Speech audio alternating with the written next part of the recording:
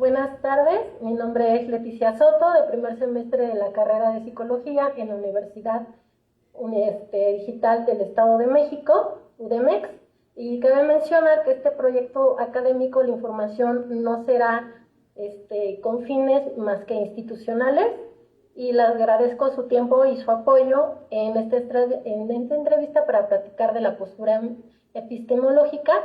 Y sin más por el momento, tengo el honor de presentarles a la doctora Deyanira Trinidad Álvarez Villanueva. Digo Villajuana.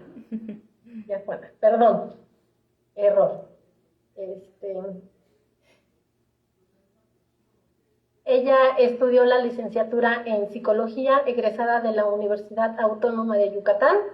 Es maestra en Psicología y Orientación Vocacional por la Escuela Normal Superior de Yucatán, maestra en Derecho Políticos y Procesos Electorales de la Universidad de Tlaxcala, doctora en Ciencias de la Educación egresada de la Universidad Anáhuac Mayap, estudiante de doctorado en Ciencias Forenses en el Centro Superior de Ciencias Jurídicas y Criminalística, estudiante del último semestre de la licenciatura en Derecho en la Facultad de Derecho de la Universidad Nacional Autónoma de México, es perito en Psicología en el Poder Judicial a nivel estatal en Yucatán y miembro Gold de la Red Mundial de Conferencistas con sede en Alemania, conferencista y catedrática en la Universidad Americana de Negocios con sede en Houston, Texas, catedrática en el Seminario Tecnológico San Pablo en Mérida, Yucatán. Actualmente es directora general del Grupo Desarrollarte en Efecto Mariposa y creadora y directora general del programa social Adopta un Abuelito. Entonces, para nuestra primera pregunta nos gustaría saber un poco más de tu trayectoria. Claro que sí, mi estimada. Primero que todo, pues mucho gusto, muy buenas tardes, saludos desde la blanca y bella Mérida, Yucatán, México.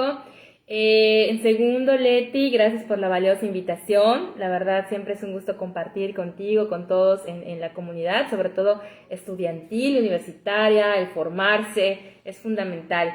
Y en tercera, pues vamos a actualizar un poquito el currículum, porque lo que leíste de mí es un currículum un poquito antiguo. Ahorita, en la actualidad, estamos haciendo unas cuestiones diferentes a lo del seminario teológico, a lo de UADEM y a lo de conferencista. Estoy más enfocada en el área de tecnología. Justo terminé el profesional y el máster en programación. Estudié robótica, inteligencia artificial en la Asociación de Robótica Avanzada y Ciencias de Tecnología en la UNAM. Fui instructora de 1000 talentos para el desarrollo tecnológico de América Latina y el Caribe, Huawei, con Infotec y con ACID, y pues me estoy enfocando mucho en esta área de la ingeniería, las matemáticas, cuestiones de tecnología, y me está apasionando mucho. Y pues sí, todo lo demás sí, psicóloga, próxima abogada, doctora en ciencias de la educación, y pues ya empiezo, de hecho ya empecé el día de hoy, 16 de marzo, el postdoctorado. Mi postdoctorado es en Derecho en Penal y Criminología.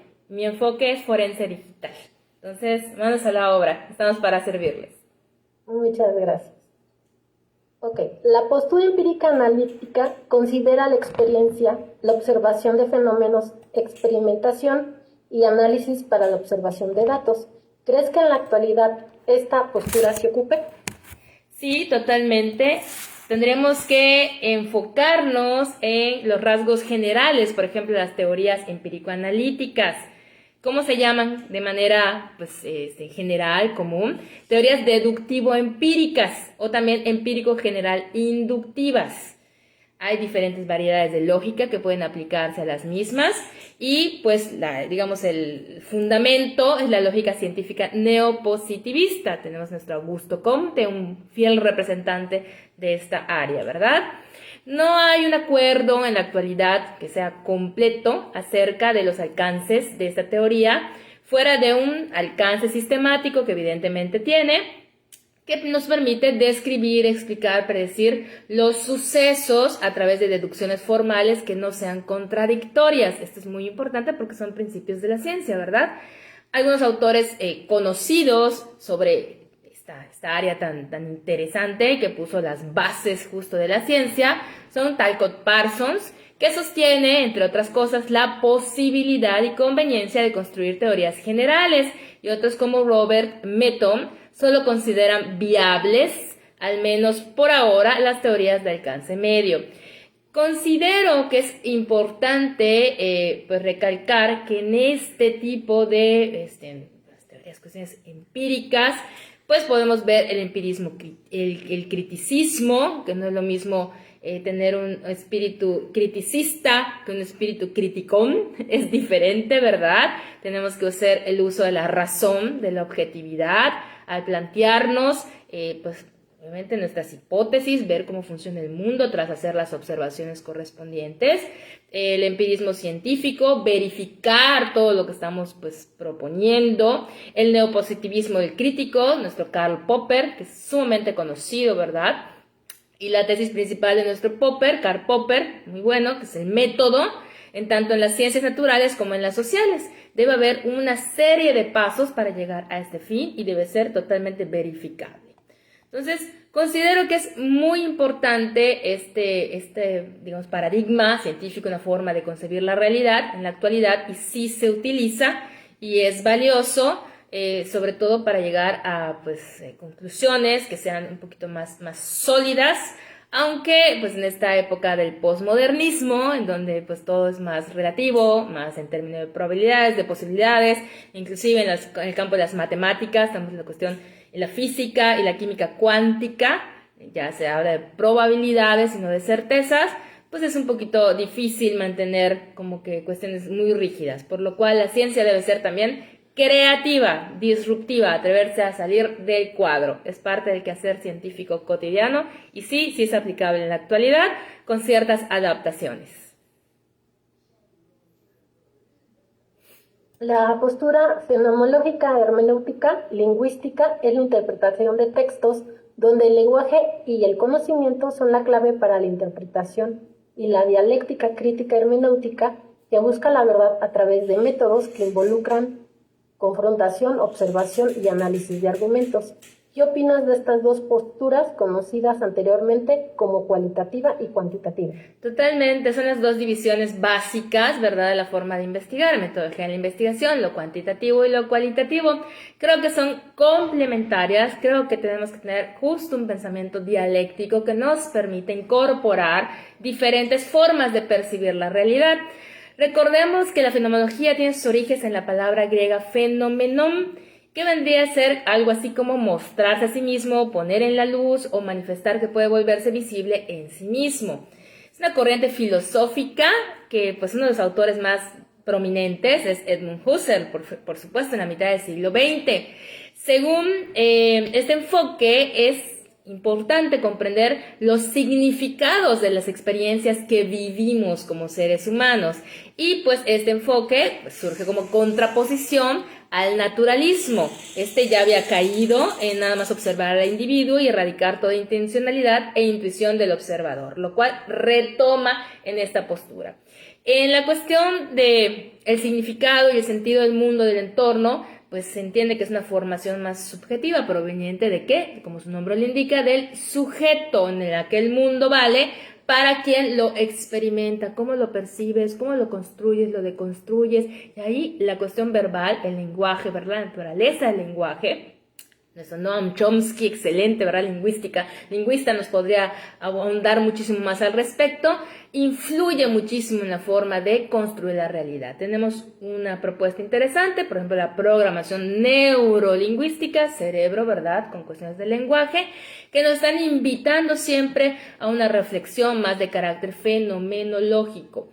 La fenomenología hermenéutica yo creo que es muy valiosa, se aplica ampliamente en la actualidad, sobre todo en el ámbito educativo, y pues la misma palabra pedagogía proviene del griego paidos, que significa niño, y agen, que significa guiar o conducir. Entonces hay que hacer una serie de acciones, procedimientos y métodos que sean prioritarios para solucionar los problemas existentes en el proceso de ¿qué? Enseñanza-aprendizaje. Entonces creo que sí es muy valiosa, creo que sí se aplica actualmente y que es muy útil para resolver los problemas que se nos presentan, que ya involucran cuestiones no nada más intelectuales, que recordemos que la inteligencia no es la inteligencia factor G, sino tenemos inteligencias múltiples, más el enfoque de Howard Gardner, más gardneriano. Y estas inteligencias múltiples involucran también los ámbitos socioemocional, ¿verdad? Las inteligencias intra e interpersonal, la lingüística, lógica matemática, la kinestésica, la musical, naturalista. Este tipo, incluso yo diría la inteligencia espiritual, que es maravillosa. Para mí siempre lo diré, Jesús es una relación personal, no una religión. Entonces, esta parte espiritual, socioemocional, está impactando en nuestras vidas y es parte también de la experiencia del sujeto que la vive y es muy valiosa. Así que es genial si se sigue utilizando. Así es.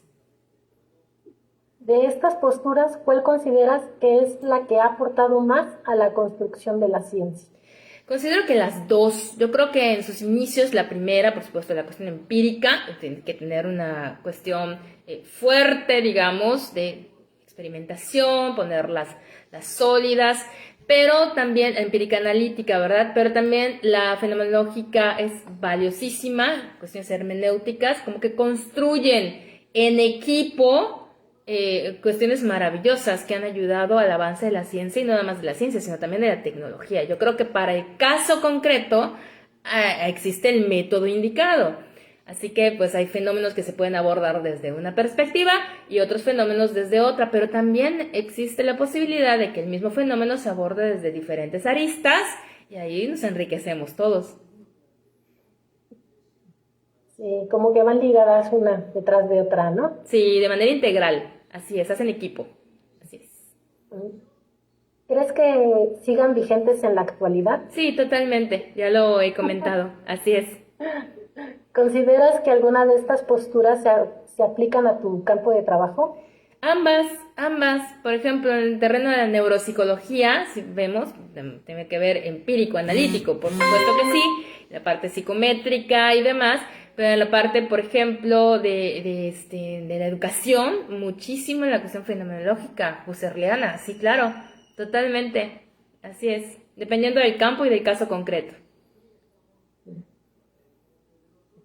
¿Qué temas, habilidades o conocimientos consideras que las universidades deben considerar en los estudios?